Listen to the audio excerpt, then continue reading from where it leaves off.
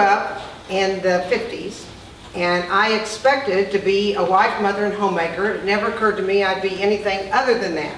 But as you know, life doesn't always turn out as you expected.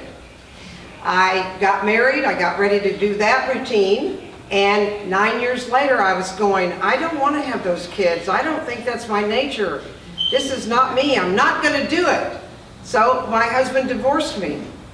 And I thought, oh my gosh, I never expected to have a job. I never expected to have to make money.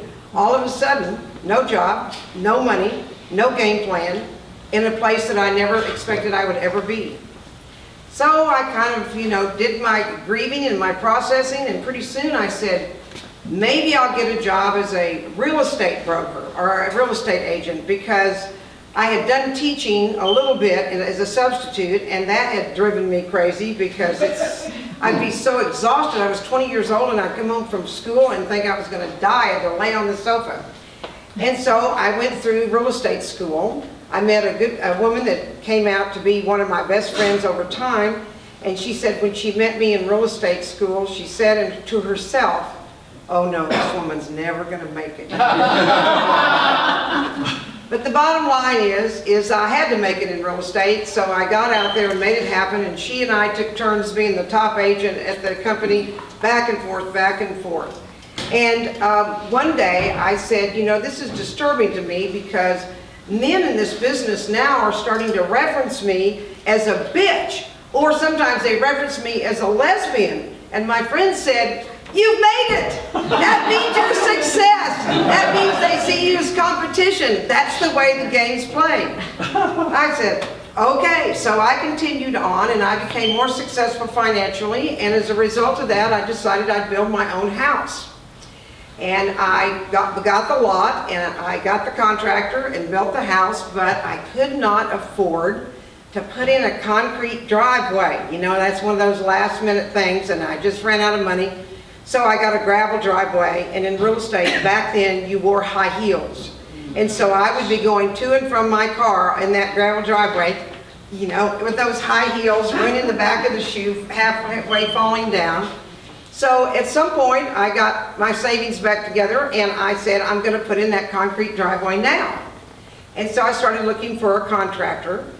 My dad always said, you need to work for yourself, because when you work with other people, you're too much of an individual and you're too obstinate, or whatever those words might be. You're going to be better working for yourself. And that's what he did. So I found that was successful as a real estate broker. And so I found this guy who worked for himself. He didn't have a big concrete company, and he told me that he would bid my job, and that the bid would be good and probably beat any bid I have, but it would probably take longer because it was just him doing all the work. I mean, he had the concrete trucks and come. He didn't drive the concrete truck. And so I thought, I think this guy's going to work out pretty good. He was tall and real muscular and kind of cute in a certain sort of way. He didn't have a front tooth.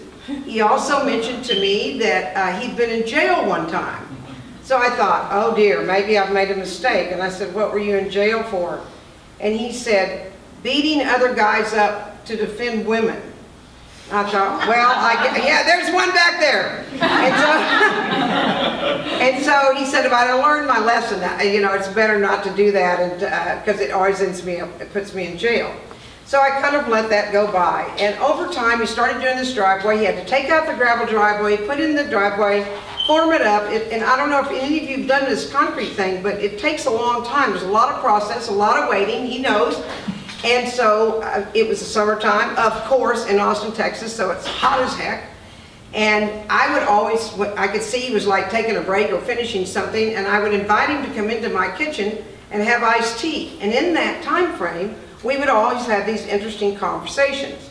He only probably had about like an 8th grade education, but he was very streetwise and very worldly in a lot of ways, and I learned things from him, and I think vice versa. But one day, in this process, he was in the kitchen, he had his iced tea, and he said to me, there's something that I've been wanting to ask you for a long time, but I've been afraid to. Now, my new form to success, the bitch, the lesbian, whatever they want to call me is okay. I said, okay, because I'm fearless. I've got my act together. There's nothing that he can ask me, no question that he can bring up. Nothing is going to scare me, nothing I can't handle. And I thought, now, what could it be? Number one, he used to beat people up and defend women. Maybe he wants to be my bodyguard. And then secondly, I thought, maybe he thinks I'm a lesbian. There's nothing wrong with being a lesbian. It just happens I'm not one. But I thought, since he doesn't see a lot of men around my house, that's what they usually think. And then thirdly, I thought, well, since he doesn't see a lot of men around my house, he's probably going to ask me if I need, somebody to help keep the bed warm at night. Something like that. I'm all ready. Don't you think those would be the questions? Any other questions? Those are the ones that would come to mind. So I said, fire away, with all the confidence that I had.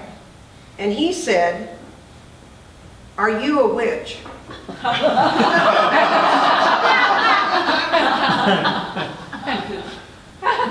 Witch. Now what would make you ask, what does that mean? What does witch mean to you? And he said, I have never seen anyone with as much power as you have, and when you walk in the room, it's like a hurricane is happening. And I have never seen that in women before. I said, oh, because I was beginning to think, back to the Wizard of Oz, the good witch, the bad witch. Maybe, he thought I was the bad witch. Maybe he saw something. I try to be authentic, but maybe he saw some dark shadow in my personality or something that I didn't know about.